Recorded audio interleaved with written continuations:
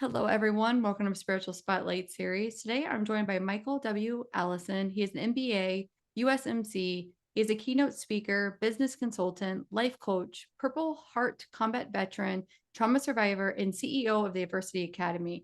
Michael, thank you so much for coming to Spiritual Spotlight series. I'm so happy you're here.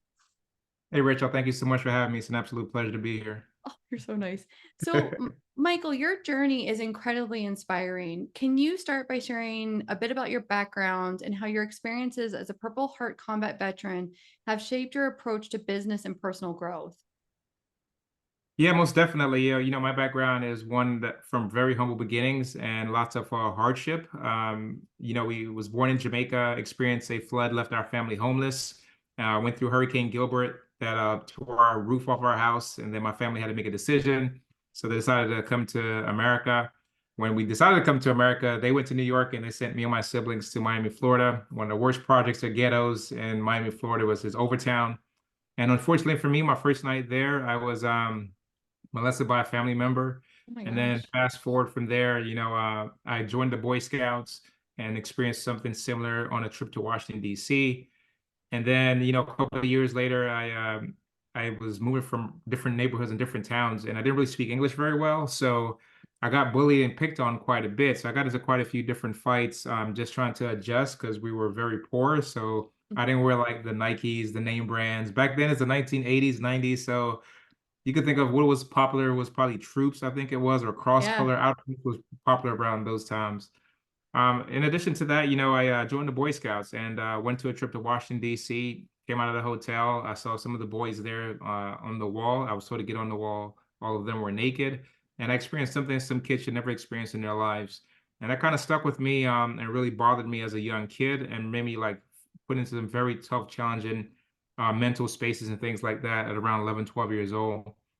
Anyhow, life went on, and I'm living in Miami, Florida. I'm playing high school football, and thinking I'm going to go to University of Wisconsin. I'm about 260, 270. I'm playing pretty well, and tear my ACL, MCL back-to-back years, and then those opportunities got taken away. Eventually, I joined the Marine Corps and started joining the Marine Corps and serving. And then 9/11 hit, and then next thing I know that I'm in Iraq, and I'm in Iraq, and one of the hardest things I could ever done in my life. First day we get there, we get mortared, and I hear incoming, and I'm now running for my life and knowing like this thing is real. And then several months later, obviously we've been on plenty of different missions and things like Yeah. that, but it was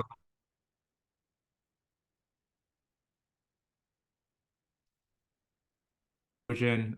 Shrapnel hit me, killed my best friend, and that really traumatized me. So I eventually got out of the military, and that transition was not easy. And when I got out of the military, I kind of struggled with like trying to find employment and things like that. Eventually, I landed on my feet, got a job, and I'm working on a railroad. And after 5 years on the job, I suppressed PTSD, mental health for a very Yeah. long time. I never spoke about those types of things, and for me, balling up those emotions, balling up those feelings, reared its ugly head. I'm a supervisor. I get called out to a suicide, and I'll go there. Coroner is there, and everything is there, and I see this person's body cut in half, and it immediately brought me back to put my best friend in a body bag. And from there, I spiraled, and I got out of the service. I'm sorry, I left that job, but around that same time, I was going through a divorce, and that same night I got a DUI. And now I had to face that and deal with those types of things. And you talk about your DUI classes, probation, and all those things that's tied to that. And one of the most challenging, the most embarrassing things in my life, because I never saw myself even getting into troubles. But when you're faced with some of these tough things in life, it really kind of like shows you what type of character you have and how you're gonna go through adversities and things like that. Lo and behold, I'm going through this divorce. I get past that through a custody battle. And then I get myself back on my feet. I go back to school, got my bachelor's degree, got my master's degree, got a good job in Washington, D.C. And then I get remarried again. And now I'm going through another funk, another phase. And I go through my second divorce. And the second divorce had me at my lowest point, feeling like I don't know what kind of person I am. And I'm Yeah. starting to question my identity, my values, my standards. And that brought me to the point of trying to take my life when I was living in Tampa, Um, Florida. And from there, that was my breaking point, and that was the transition and turning point for myself. And from there, my mom wrote me a letter when I was in in boot camp, Mhm. and it was always for me to push forward and continue to like challenge myself and be great because there's so much more of me. And within that moment, that's what sparked that for me. And ever since then, I've been on my own personal journey, professional growth journey, and just changed my life. So now that's what I do with my company, with my business.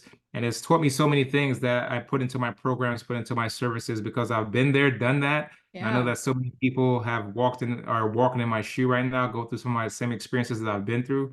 And there's much more stories to that, but I kind of gave you the fast, speed up version to it. I mean, that's a lot in a little bit. And did this drive you to actually kind of, as the founder, the CEO of the Adversity Academy, like, did this help you propel you into finding this academy?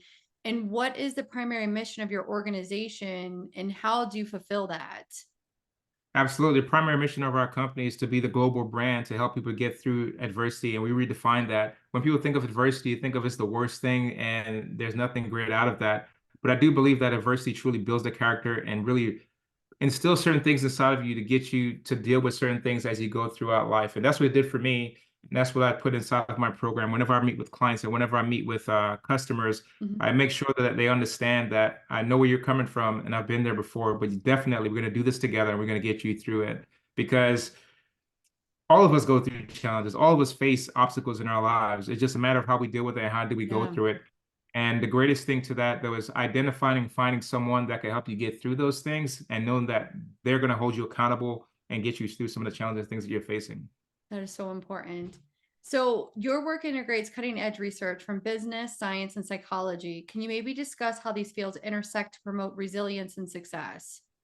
Most definitely. When I was going through my own traumatic brain injury situation and the PTSD, I was struggling trying to understand psychologically why am I dealing with some of these things mentally and can Yeah. never attach why things were why things were happening, all of these cause and effects things. And then it was not until I went to Rush University at the medical hospital there, and then they started teaching me and let me understand all of the things that's tied to the neuro-linguistic programming and things like that. And then also when I went to the veterans program in Atlanta, Georgia at Emory, they also started talking to me and teaching me all of the things that's tied to the cognitive thinking, the cognitive processing, and things that's tied to Yeah. that, and incorporating that technology into our programs to help our clients understand what's really going on psychologically, what's going on mentally, for them to truly, truly understand what's at the core to deal with some of these things that they're facing, to obviously start getting them to visualize and start seeing things, how to truly get past things. Wow. So one of the concepts you have is breaking the bottle. That is central to your work. Can you maybe explain what this means and how it helps individuals overcome their limiting beliefs?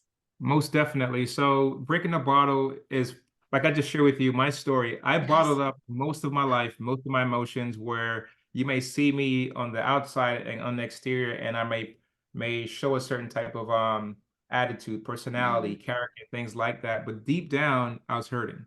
Yeah. And I really did not know how to challenge those, face some of those things, and I was just really bottling up those emotions. And what would that would turn out into be like into outbursts. I would do some things that was really truly outside of my character.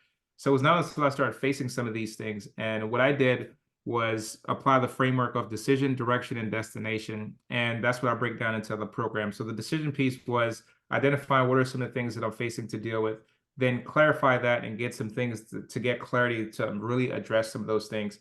And then the limiting beliefs part is around verifying it. Is these things really true? And do I really believe those things? And how could I counter that and fix some of those things? The direction aspects of things, it started for me where it was, how can I start aligning to what is it that I really want to accomplish in life when it comes to my purpose, my values, my missions, my goals, and things like that. So I started building upon that and started creating what that is, and then started establishing that and start living that into my true authentic self. The last piece is the destination piece for me. And it was ultimately, once I got to that breaking point, I really didn't have a sense of direction of what I was trying to do in life, where I was trying to Mm. go, the family I was trying to build, the company I was trying to build, my career, any of those things. And then once I started identifying what is truly, truly important to me and identifying what that is, then I started gaining so much more alignment. It made things in regards to saying yes or no to certain decisions in my life. Then it changed the proximity of who I was around, things that I was doing, changing my environment. And the last thing for me was to how do I sustain that and maintain that?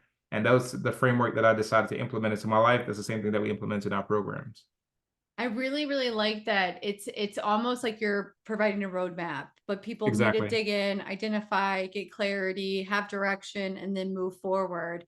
And I'm going to ask you this, and do you find that some of your clients come to you with kind of the same limiting beliefs or thought processes that really aren't true? Yes, I do. I find people are stuck in a phase of what someone had told them in their life as a kid, what someone told them when they were in their teenage age, what a boyfriend or girlfriend said to them or did to them, Yeah. what an employer said to them or did to them. And I really identify with some of those things because I casted some of those things on myself. And one of the things that all of us, I wouldn't say all of us, but most people do is whenever we wake up in the morning or we go to bed at night, we start selling ourselves these thoughts that's running over in our head. And guess who's the buyers? We're the buyers. We're buying the same things that we're selling ourselves. And that's the part where we have to come in as coaches, as mentors, Yeah. as physicians to work with clients and work with people to start getting some of those things outside of their minds. It is so, so true. As somebody, I'm a spiritual practitioner and I'm also a registered nurse. It's interesting how the stories that we tell ourselves are they're really ultimately not true, but look at somebody like yourself who's been through so much. I mean, and honestly, to be such an accomplished person now, it's like, wow, I would imagine that all of your clients are like, okay, if he can do it, I can do it. Like, you know what I mean? I do know what you mean. So this is the thing. I wrote this in my book.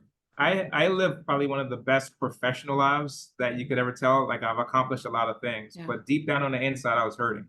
Yeah. And I would go to work and be an excellent employee and do my thing. But when I came home, I struggled, I suffered, and kind of was selling myself, telling myself that you know that you're not really this kind of person. You know that you're this kind of person, those types of things. And I started believing some of those things to the point of where it did eventually start pouring over into my career. And Mm. that's when I really started having to address that, where my performance at work started declining. And I said, oh no, now I really truly have to start fixing this thing because for me, the Marine Corps kind of helps you like develop such a high standard of yourself.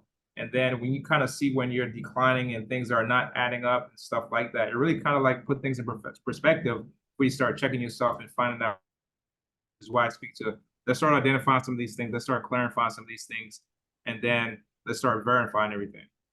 I really like that you identify that, yes, I have a very successful professional career, but my personal life, there's some things that are lacking. And I think sometimes we can, as individuals, kind of put things into sections or silos and maybe not truly recognize or identify like, yeah, I'm great at work, but when I come home, I'm a raving lunatic. Like Right. I like that you touched into that and then you were able to identify, shift, move forward so that it's almost like making yourself feel whole.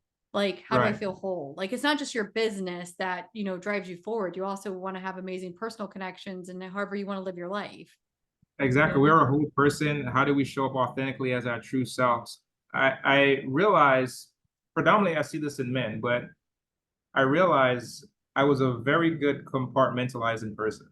And I could really face something, deal with something, and put it on the shelf. Yeah. But eventually it's still on the shelf. So it's not really going anywhere or anything like that. It's still a part of you. And that's where I was speaking about where sometimes it rears its ugly head.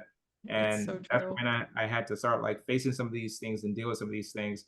And it was some people might call it a come to Jesus moment, but it was for me to be vulnerable and start becoming transparent and start Yes. facing some things. I was struggling with my finances. I was struggling with my relationship with my wife. I was struggling with my Yeah. kid.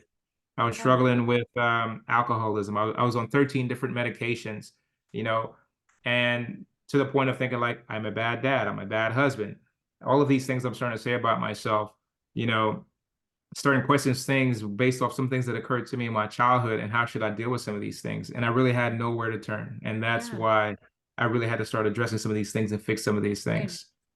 I will say that it is interesting how I do feel like in our lives we have bigger missions in life, and it sounds like Yes. you've definitely have a mission to help people overcome adversity and really help them to be more successful. And I like the fact that you're not only talking the talk, but you've also walked it. Like you've done the work. Like, look, this Yeah. is this is the product of doing the work. So, how does the Adversity Academy's approach to leadership training differ from traditional methods? and what unique benefits may it offer?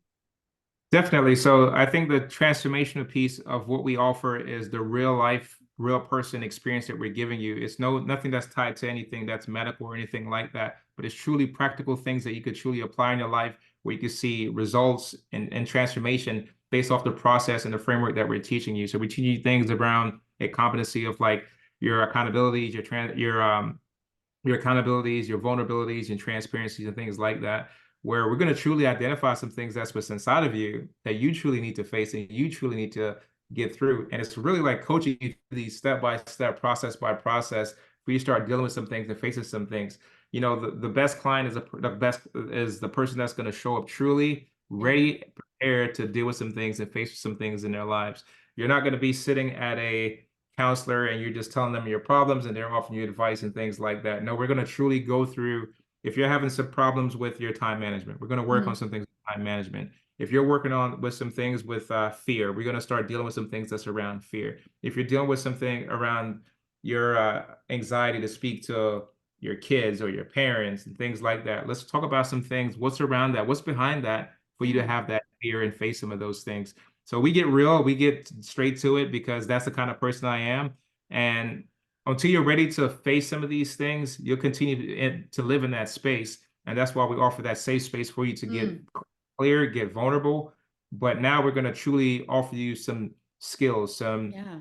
some practical things you can start doing to see that transformation.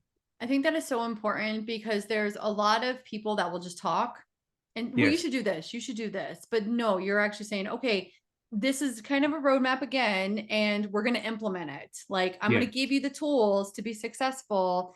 And it sounds like you follow the client through, yes, to yes, really yes, see the amazing transformational stories.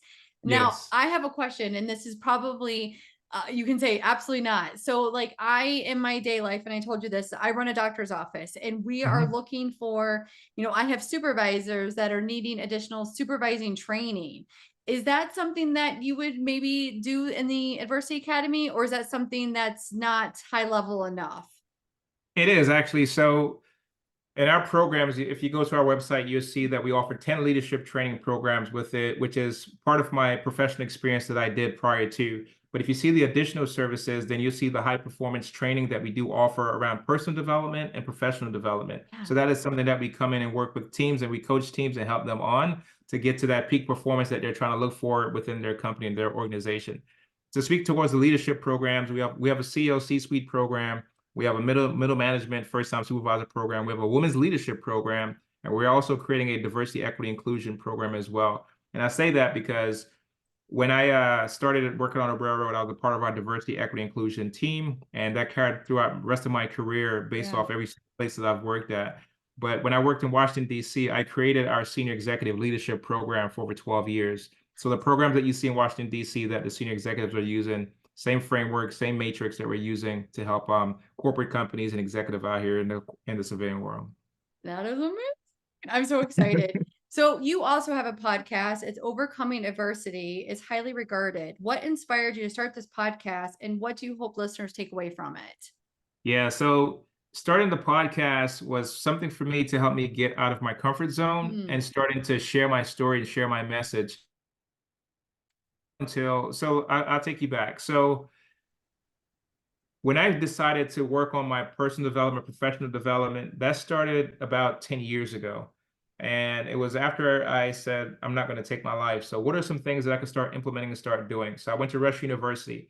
I went to Atlanta. I went to Alaska. I went to different places to start working on myself, getting programs, started getting coaches, mentors, accountability partners, and different programs, and started implementing those things in my life to change the person around me, change everybody that was around me. So I kind of like disappeared for a little bit. I have a friend that has this company called Dark Work. So I just went in the dark and started working on myself and creating the new identity, the new version of Michael. That's kind of what we do with our 90-day program. Yeah. From there, I said, I got a divorce. I wanted to get my family back together. It took me 3 years to go through couples counseling, marriage counseling, family counseling to remarry my wife back and put our family back together. Oh, I love So that. it took a lot of work for us to actually go back and create this environment for what we're trying to do. And I think that's the most important thing when it comes to the Adversity Academy podcast is so we get with people that have been through some things, faced some things in their lives. And I bring them on and have them come on and share their story, share their Yeah. testimony, but definitely share with our listeners what are some things or strategies that you implement in your life to get through things. I started back with the book. I did my TED Talk, and after doing my TED Talk, I started the company. And after the company, people wanted me to come and coach them, consult them, come and do talks and things like that. And that's where the podcast started from. Oh, that is amazing. I want to commend you for having a willingness to actually work on your family and get it, I just think that's amazing. Like that's very special. Thank you, Yeah, thank you, thank you. I think it's amazing. So you've been recognized by numerous prestigious platforms and awards. Which of these accolades are you most proud of and why? So I'm gonna be very honest about something. So it's a good and a bad story. Okay. So I appreciate that. no, I've done quite a few cute, cool things in my life, right? But it was getting the Inc. 5000, and I say that because I come from nothing, and always in my life I wanted to see if I could make a millions of dollars and see seven figures in my bank account. Yeah. And I created a company through a franchise and built that here in South Florida, and we did that within 3.5 years. But I was in the business for the wrong reason. I was in Mm, it for the financial aspects of things, and it didn't bring me the joy that I was truly, truly looking for. So with that being said, yeah, we made the Inc. 5000. We did great. We accomplished a lot of things. We serviced a lot of customers, blessed a lot of people that worked for me and things like that. But I eventually sold the franchise back and exited the franchise, and that's when I decided to start the Adversity Academy. So that was probably one of the greatest accomplishments to see I could have accomplished something, knowing that this was a hard feat for me. I've never seen anyone in my family that's a millionaire. I've never seen anyone that made a lot of money or anything like that. So to build a company, create a company, and do something like that was one of the biggest accomplishments that I think that I'm happy that to say I actually did something like that. that's amazing. Congratulations. That's Thank amazing. you. So you have multiple books that are available for purchase. You have Overcoming Adversity, The Law of Attraction, which I think is really cool. And then you have The Laws of Adversity. Can you tell us just a little bit about the books? Definitely. So Overcoming Adversity is based off my life story and it's through 10 chapters. But what I do is I take you through my journey of my story, which is much more in greater details, but every single aspect of it, I'm teaching you something. I'm giving you lessons from it. So it could be from the standpoint of what my parents was going through. Mm, Through that flood, this is back in 1980, so there's no internet. There's no. there's a whole bunch of things that people do not have. And to think that my mom and dad had to rebuild every single thing that they worked Yes. for through a flood. We had to sit on the roof of our house until the water went away. So we lost almost every single thing that we had, and we had was Wow. left us, right?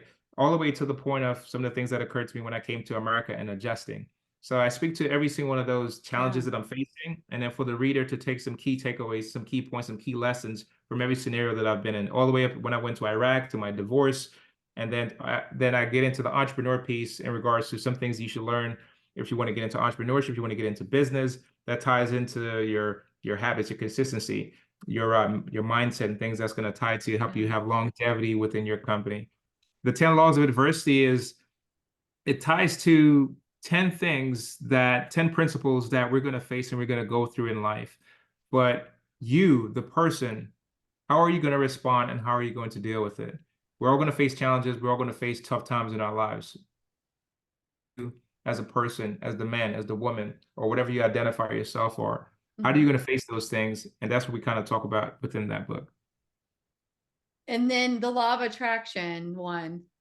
Oh, the Law of Attraction book. I love this book because there's plenty of books out there about laws of Yes. attraction, Yeah, there is. but Yeah. but but this book speaks towards you again. I think what is the identity? What is your character? What is the culture that you're creating around yourself that's Mhm. going to attract people to you, right? Like-minded people, they say like you're the exact person that you're going to be around your five friends or who you surround yourself by or the Yeah. environment that you're in.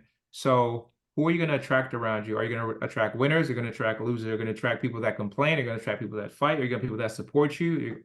That's the type of thing that we talk about. So you speak about different characters, we speak about different competencies within the book and how Yeah. to create a person within yourself so you can start attracting the right people around you based off the success that you want in life.